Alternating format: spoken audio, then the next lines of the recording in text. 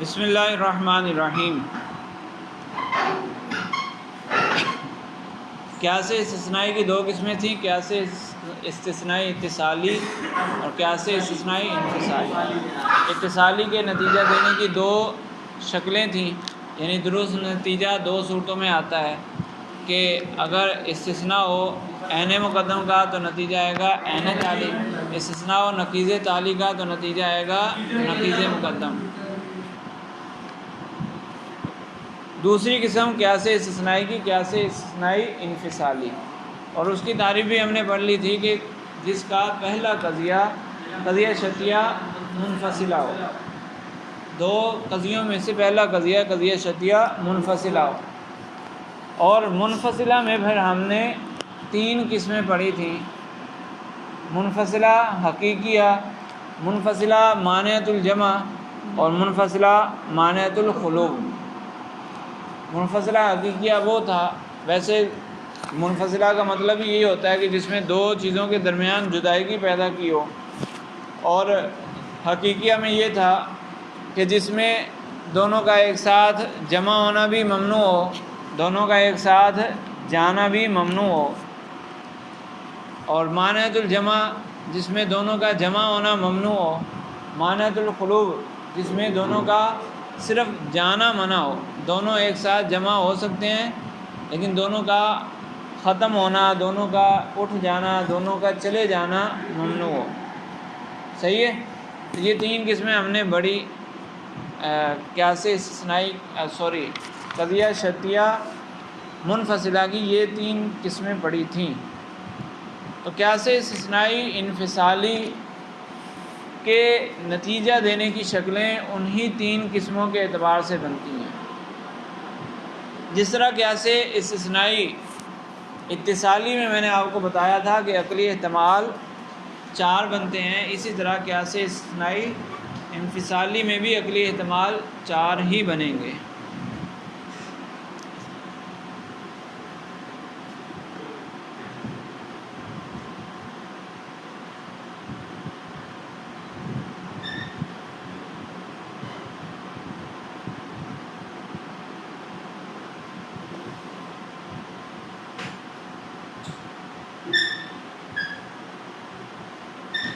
قیاس استثنائی انفصالی بنانے کے لیے پہلا قضیہ ہم نے لکھا کہ ھذا العدد اما زوج او فرد۔ اس میں دو چیزیں پائی جاتی ہیں، دو چیزیں ہیں نا اس میں، یعنی دو قضیے، وہ کہا تھا نا کہ جب توڑا جائے تو دو قضیے نکلتے ہیں، تو وہ کون سے ہیں؟ العدد یا ھذا العدد؟ ھذا العدد زوج، دوسرا ھذا العدد فرد۔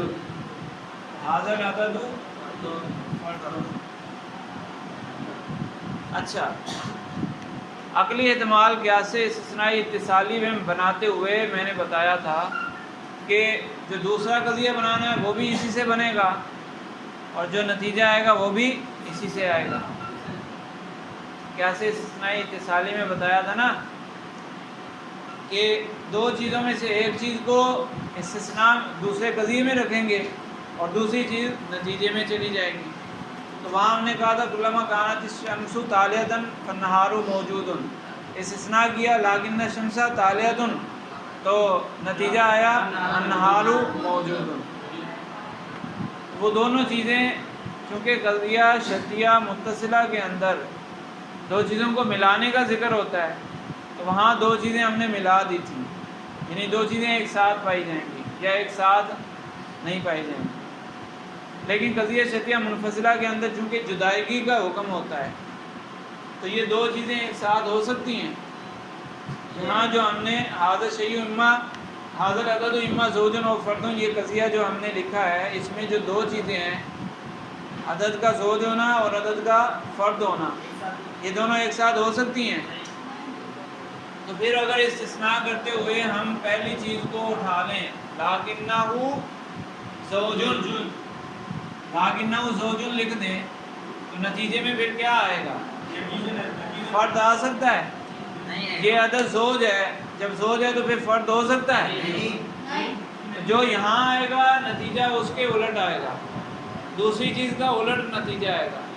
قضیہ شرطیہ متصلہ کے اندر قیاس استثنائی اتصالی بناتے ہوئے اگر استثناء ہم نے اسی شے کا کیا تھا، عین کا استثناء کیا تھا، تو نتیجہ بھی عین ہی آیا تھا. اگر نقیض کا استثناء کیا تھا تو نتیجہ بھی نقیض ہی آئی تھی.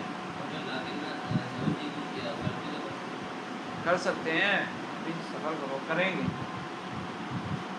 ٹھیک ہے، وہاں ہم نے جو استثناء کیا نتیجہ بھی ویسا ہی آیا، کیونکہ وہاں اتصال، متصلہ کے اندر اتصال ہوتا ہے، دو چیزوں کو ملایا جاتا ہے. اور انفصال قضیہ شدیہ منفصلہ کے اندر انفصال پایا جاتا ہے، تو ایک چیز آئے گی تو دوسری جائے گی، اور ایک جائے گی تو دوسری. تو عقلی احتمال یہاں پر 4 بنتے ہیں. کیسے؟ پہلا احتمال یہ ہوا لیکنہ زوجن، دوسرا احتمال لیکنہ فردن، تیسرا احتمال لیکنہ لیس بزوج، چوتھا لیکنہ لیس بفرد. تو پہلے احتمال میں نتیجہ کیا آئے گا؟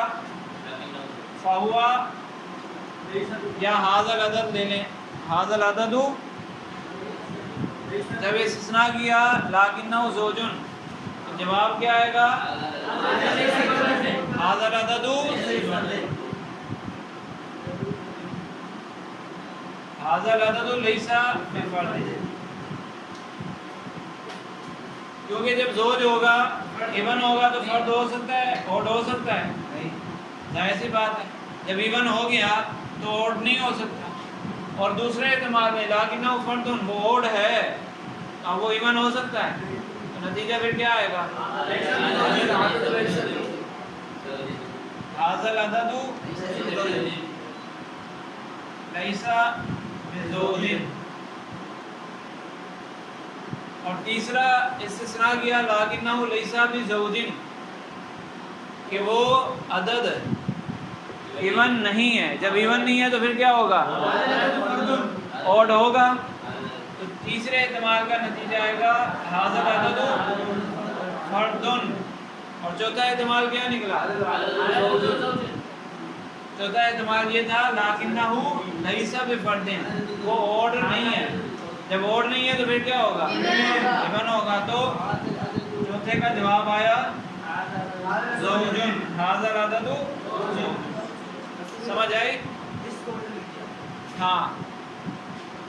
تو 4 عقلی احتمال بنتے ہیں: استثناء عین مقدم کا، استثناء عین تعلی کا، استثناء نقیض مقدم کا، اور استثناء نقیض تعلی کا. تو نتیجہ کیا آئے گا اس کا الٹ؟ اگر استثناء عین مقدم کا تو نتیجہ آئے گا نقیض تعلی، استثناء عین تعلی کا تو نتیجہ آئے گا نقیض مقدم، اور استثناء نقیض مقدم کا تو نتیجہ آئے گا عین تعلی، استثناء نقیض تعلی کا تو نتیجہ آئے گا عین مقدم. یہ 4 احتمال ہیں.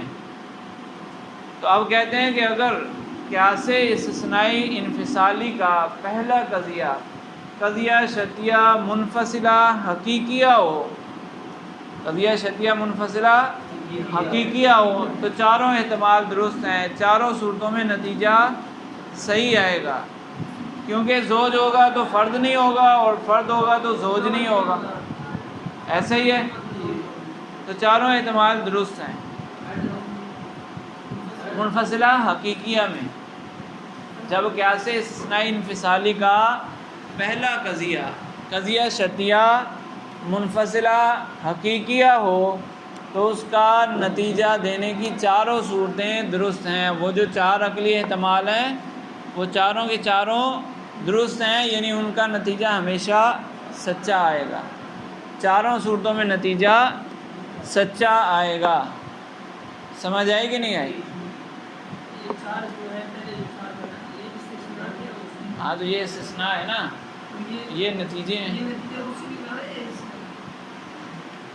یہ 2 چیزیں تھیں. کیا قضیہ شرطیہ منفصلہ کے اندر 2 چیزیں ہیں نا، تو استثناء میں ایک کو رکھنا ہے اور نتیجے میں دوسری چیز آئے گی، تو یا تو وہ خود چیز آئے گی یا اس کی نقیض آئے گی۔ تو یہاں پر یہ ہے کہ عین کا استثناء نقیض کا نتیجہ دیتا ہے اور نقیض کا استثناء عین کا نتیجہ دیتا ہے، بس۔ ہاں، عین کا عین اور نقیض کا نقیض، کیونکہ وہاں اتصال تھا اور یہاں انفصال۔ اتصال کب بنے گا؟ جب عین عین کے ساتھ ملے گا اور نقیض نقیض کے ساتھ ملے گی۔ اور انفصال کیسے ہوگا؟ جب عین سے عین جدا ہو جائے۔ تو عین سے عین جدا کیسے ہوگا؟ عین کے ساتھ نقیض آئے۔ سمجھ آئی؟ عین کا مطلب وہی ٹکڑا اٹھا کے آگے رکھ دینا۔ ہاں، اقترانی تو پہلے پڑھا ہے نا؟ نہیں، اس میں قیاس استثنائی قیاس اقترانی کی دو قسمیں پڑھی تھی، قیاس اقترانی حملی اور قیاس اقترانی شرطی، یہ دو قسمیں پڑھی تھی۔ تو اس میں قیاس اقترانی کی تعریف میں کیا تھا کہ نتیجہ یا نقیض نتیجہ قیاس کے مقدمات میں اسی شکل میں موجود نہ ہو اور نہ ہی حرف استثناء وہاں استعمال ہوگا۔ تو یہ شکلیں تو تب بنتی ہیں نا جب استثناء کیا جائے، استثناء تو پیچھے سے ہی ہوگا، تو وہاں استثناء ہی نہیں چونکہ پایا جاتا، تو یہ والی چار صورتیں بھی وہاں نہیں پائی جا سکتی۔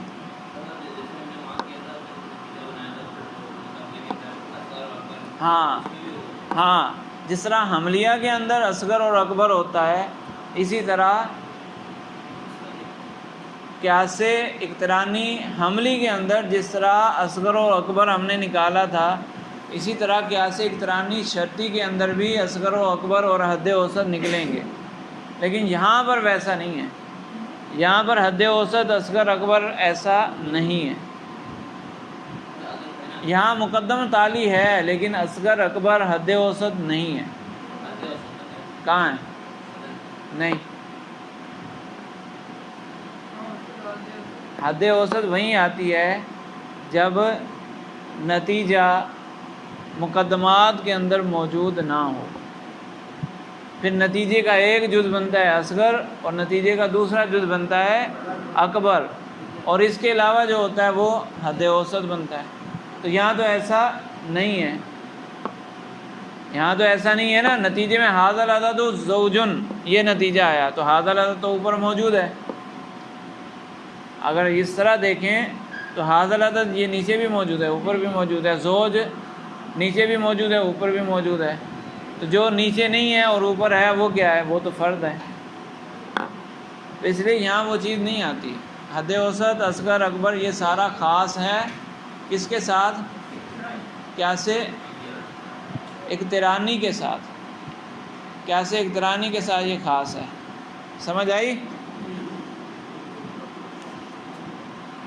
اچھا، تو اگر قیاس استثنائی انفصالی کا پہلا قضیہ مقدمہ اولا وہ اگر قضیہ شرطیہ منفصلہ حقیقیہ ہو تو نتیجہ چاروں صورتوں میں درست آئے گا، اور اگر قیاس استثنائی انفصالی کا پہلا قضیہ شرطیہ منفصلہ مانعۃ الجمع ہو، منفصلہ مانعۃ الجمع ہو، تو اس کا نتیجہ دو صورتوں میں درست آئے گا، دو صورتوں میں ہمیشہ درست نہیں آئے گا۔ لہٰذا جو ہمیشہ نہ ہو اس کو منطق نہیں مانتی، تو کہتے ہیں کہ اس کے نتیجہ دینے کی دو شکلیں ہیں۔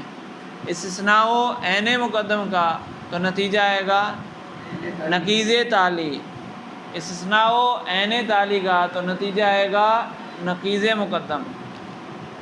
انفصال ہے نا، قیاس استثنائی انفصالی ہے تو دونوں چیزیں تو جدا ہوں گی، تو استثناء ہو عین مقدم کا تو نتیجہ آئے گا نقیض تالی، اور استثناء ہو عین تالی کا تو نتیجہ آئے گا نقیض مقدم۔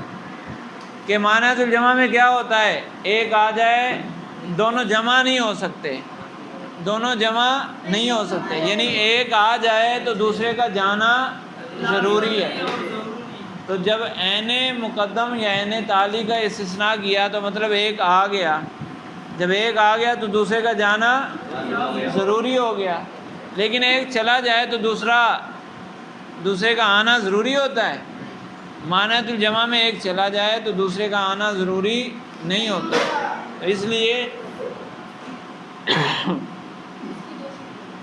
اس لیے اگر استثناء کریں گے نقیض مقدم کا یا نقیض تالی کا تو ہو سکتا ہے کہ نتیجہ بھی نقیض تالی نقیض مقدم آئے، کبھی نقیض تالی نقیض مقدم آئے گا، کبھی عین تالی عین مقدم آئے گا۔ تو اس لیے جو یقینی نتیجہ آتا ہے وہ دو صورتوں میں آتا ہے کہ استثناء ہو عین کا تو نتیجہ آئے گا نقیض، عین کا استثناء ہو تو نقیض کا نتیجہ آئے گا۔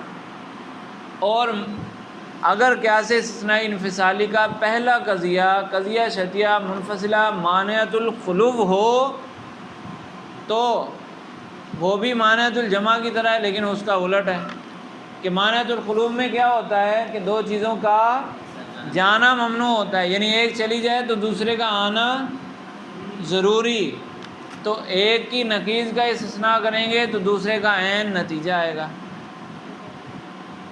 اگر نقیض مقدم کا استثناء کریں گے تو نتیجہ عین تالی، اور اگر نقیض تالی کا استثناء کریں گے تو نتیجہ عین مقدم۔ تو دو صورتیں وہاں بھی نتیجہ دینے والی ہیں، دو صورتوں میں نتیجہ درست آتا ہے، جبکہ باقی دو صورتوں میں نتیجہ ہمیشہ درست نہیں آتا، کبھی درست آئے گا کبھی غلط آئے گا۔ سمجھ آ گئی؟ اس کو کتاب سے تھوڑا دیکھ لیں، پھر اگر کسی کو سوال ہو تو سوال کریں۔ اشکال انفصالی، قیاس استثناء انفصالی کی تین قسمیں ہیں۔ نمبر ایک وہ قیاس استثناء انفصالی جس کا پہلا مقدمہ شرطیہ منفصلہ حقیقیہ ہو، اس کے نتیجہ دینے کی چار شکلیں ہیں۔ شکل اول استثناء و عین مقدم کا تو نتیجہ آئے گا نقیض تالی، جیسے ھذا العدد اما زوج و فرد، یہ پہلا قضیہ، لیکنہ زوج استثناء ہو گیا تو نتیجہ آیا فہو لیس بفرد۔ شکل ثانی استثناء و عین تالی کا تو نتیجہ آئے گا نقیض مقدم، جیسے ھذا العدد اما زوج او فرد، استثناء کیا لیکنہ فرد، عین تالی کا تو نتیجہ آیا فہو لیس بزوج، نقیض مقدم نتیجہ آ گیا۔ شکل ثالث استثناء و نقیض مقدم کا تو نتیجہ آئے گا عین تالی، جیسے ھذا العدد اما زوج او فرد لیکنہ لیس بزوج فہو فرد۔ شکل رابع استثناء و نقیض تالی کا تو نتیجہ آئے گا عین مقدم، جیسے ھذا العدد اما زوج او فرد لیکنہ لیس بفرد فہو زوج۔ نمبر دو وہ قیاس استثناء انفصالی جس کا پہلا مقدمہ شرطیہ منفصلہ مانعۃ الجمع ہو، اس کے نتیجہ دینے کی دو شکلیں ہیں۔ شکل اول استثناء و عین مقدم کا تو نتیجہ آئے گا نقیض تالی، جیسے ھذا الشیء اما شجر او حجر لیکنہ شجر، لیکن یہ چیز شجر ہے، جب شجر ہے تو وہ حجر ہو سکتی ہے، تو لیکن فہو لیس بحجر۔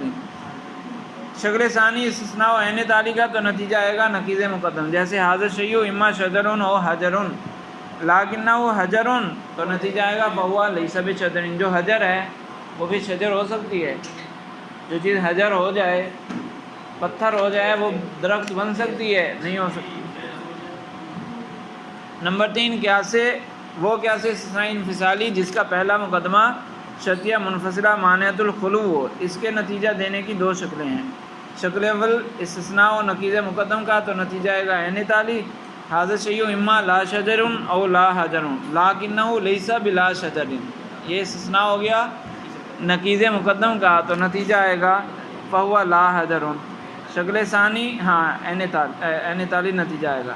استثناء و نقیض تالی کا تو نتیجہ آئے گا عین مقدم، جیسے ھذا الشیء اما لا شجر او لا حجر لیکنہ لیس بلا حجر فہو لا شجر، یہ استثناء کیا نقیض تالی کا تو نتیجہ آئے گا عین مقدم، اور یہ نتیجہ ہمیشہ سچا ہوگا۔ تو دو شکلوں میں نتیجہ ہمیشہ سچا ہوگا، اور باقی دو شکلیں جو ہیں ان میں نتیجہ کبھی سچا کبھی جھوٹا، تو اس کا کوئی اعتبار نہیں ہے۔